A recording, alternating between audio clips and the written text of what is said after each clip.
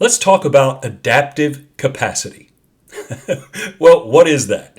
Adaptive capacity means the capacity that we have, where our ceiling is, our limit or our line of how much change we can embrace.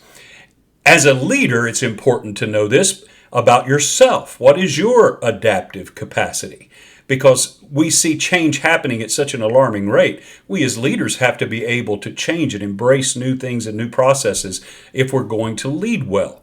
Also, we need to know this about our teams, our organizations, our companies, our businesses. We need to know what is that adaptive capacity. There's two ways that this helps us.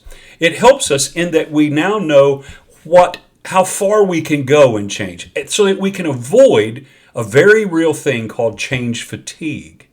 When we create change fatigue, we basically are disengaging. We become less effective. We become less viable because we become numb to all of it. It's too much. We can't handle it. We've crossed our capacity. We're beyond it. We've exceeded it. As a leader, you never want to do that with yourself, but you also never want to try to push your team beyond its limits of what it can cope with and manage. The other thing that it helps us with is understanding what the gap is. How far do we need to stretch our adaptive capacity for what we see coming and changes that are going to be necessary going down the road? How much? It helps us understand. If we establish where that line is, it helps us now know how much we need to increase our capacity for what's coming in the future. That's helpful information. We as leaders need to be able to become comfortable with the uncomfortable part of being stretched. And that's how you increase capacity. Some of you stretch it. But you also, as a leader, must be very careful that you not stretch it so far that you tear it. So it takes wisdom, and you need to have people involved in this process with you. We're stretching. We're trying to increase our capacity. And that brings up the topic for me. Great, Bill. We need to increase our adaptive capacity. How do we do that? Well, I'm glad you asked. Let me give you 3 ways, 3 key things for increasing the adaptive capacity of yourself as a leader as well as a group, organization, company, or team. Here's number 1, mindset. Your company, you as a leader, need to have a growth mindset. You need to be sure that that's what's being built into the fabric of your organization, as well as your mindset as a leader. Growth mindset. What does that mean? Well, it means that we understand there's actually not a finish line, that we're going to be constantly growing, learning, improving, getting better at the things that we do. We're going to get to commit to the aspect of learning and growing. That helps us increase adaptive capacity, because once we remove the finish line, once we recognize I'm always going to be growing and learning, it takes the sting or a little bit of the resistance out of, oh, we're changing.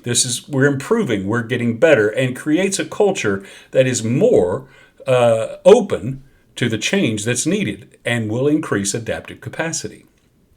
Number 2. Clear communication. I know what you're thinking. Great, Bill. Communication is important for everything. Yes, it is. But when it comes to increasing our adaptive capacity, it is essential that we have clarity in our communication, that we give clear communication as to why we are making changes, why we are going to continue to make changes, and why change is just something that's going to become somewhat normal in the future. AI is driving change at a rapid pace in the marketplace, and in order for us to keep up, we're going to have to become more nimble, more agile, if you will. It's important that we communicate clearly. This means on the front end, we're going to have to do a better job as leaders and not just say, hey, we're making this change, you guys make it happen. That's not going to work.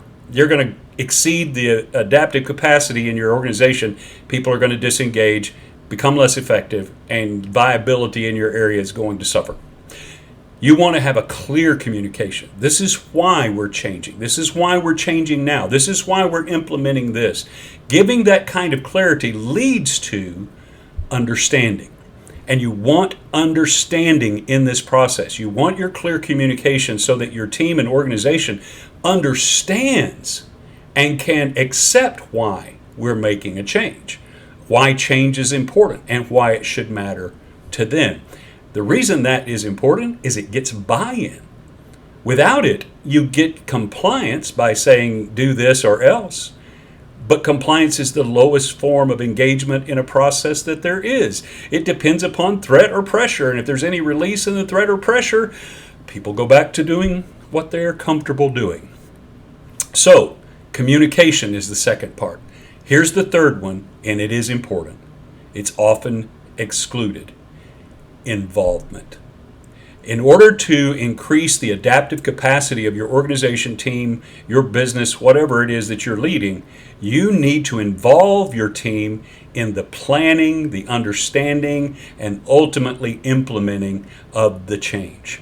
The more involvement that they have, the more ownership they are going to have. And when they have ownership, it makes the resistance to this change go down. And the more this process continues, the more our adaptive capacity will increase. As a leader, you need to know, what is your adaptive capacity? And what is the adaptive capacity of your organization, business, or team? So that you can know where the deficiencies are, where the gap is, so that you don't push them too far, but also so that you know how far you need to stretch them.